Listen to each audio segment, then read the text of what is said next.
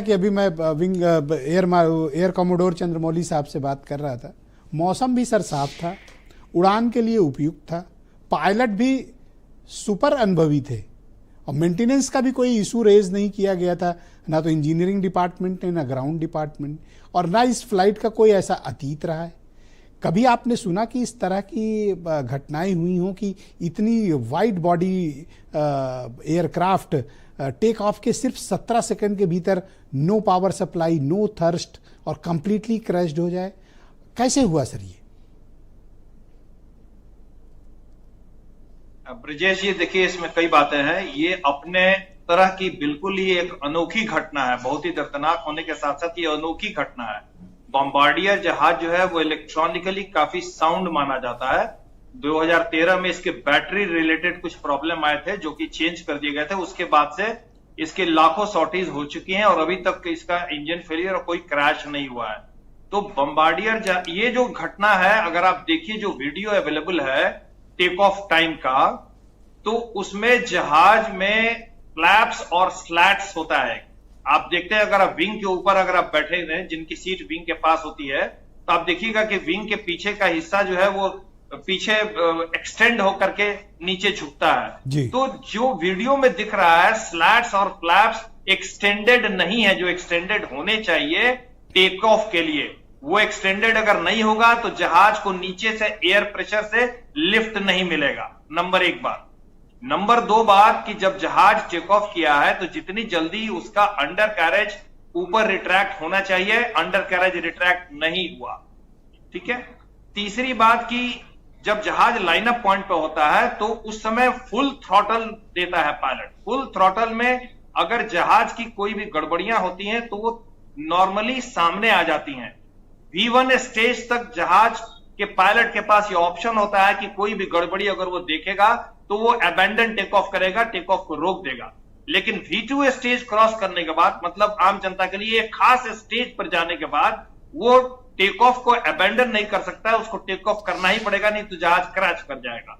तो जहाज जब ये टेक ऑफ किया है उसके बाद इसने मेडे डिक्लेयर किया है। मेडे होता है मतलब aircraft is in grave danger, life threatening मान लेते हैं, डिक्लेरेशन होती है, लाइफ थ्रेटनिंग मान लेते हैं, और मेडे मेडे मेडे जी। तो मेडे इसने डिक्लेयर किया है और मेडे साफ लग रहा है कि दोनों इंजन इसके फेल हुए हैं। और ब्रिजेश जी आप ध्यान दीजिए कि जितनी देर का वीडियो है उसमें बर्ड हिट के कोई इंडिकेशंस नहीं मिल रहे हैं। अब कोई ऐसा पीरियड रहा हो जो वीडियो में नहीं है, उस समय बर्ड हिट हुआ तो दूसरी बात है। अगली बात कि जो सर्वाइवर है, लोन सर्वाइवर, उसने भी बोला है कि एक टेक ऑफ होने के साथ उसको एक झटका सा लगा और सारी लाइटें जो है व्हाइट और ब्लू लाइटें जल गई। तो इलेक्ट्रिकल फेलियर और कंट्रोल पैनल के फेलियर की तरफ इंडिकेशंस हो रहा है और यह बहुत ही सीरियस बात है, क्योंकि ये किन परिस्थितियों में होता है कि जहाज का जब टीआरएस किया गया अहमदाबाद एयरपोर्ट पे, तो किस लेवल पे किया गया, क्या क्या चीजें चेक की गई, क्या फ्यूल में, फीड में कोई ब्लॉकेज हुआ? ब्रिजेश जी आप कुछ कहना चाहते हैं? नहीं, मैं कह रहा हूं कि ये किस लेवल पे, अगर कंट्रोल पैनल से उन लोगों का फेल्योर रहा तो ये किस लेवल पे प्रॉब्लम हो सकती है? टेक्निकल है, मैनुअल है, या सिस्टम की है, या सॉफ्टवेयर रिलेटेड प्रॉब्लम थी? जी देखिए, दो तरह की प्रॉब्लम होती है, दो तरह की प्रॉब्लम होती है। इलेक्ट्रिकल प्रॉब्लम अगर होगा ब्रिजेश जी, अगर इलेक्ट्रिकल प्रॉब्लम होगा तो सबसे खतरनाक होता है, क्योंकि उसके कारण सारे कंट्रोल पैनल्स, इवन हाइड्रोलिक्स भी काम नहीं करेगा।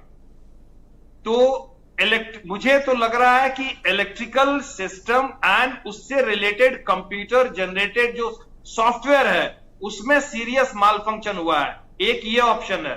दूसरी संभावना यह है कि जो फीडर है, फ्यूल का ब्लॉकेड हो सकता है। तो जितना फ्यूल था उसके बाद फ्यूल ब्लॉक हो गया, जब तक वो फ्यूल जला है तब तक जला है, जहाज आगे गया है करीब कुछ सेकंडों तक, और उसके बाद फ्यूल कट ऑफ हो गया है। तो ये फ्यूल कट ऑफ दो कारणों से हो सकता है।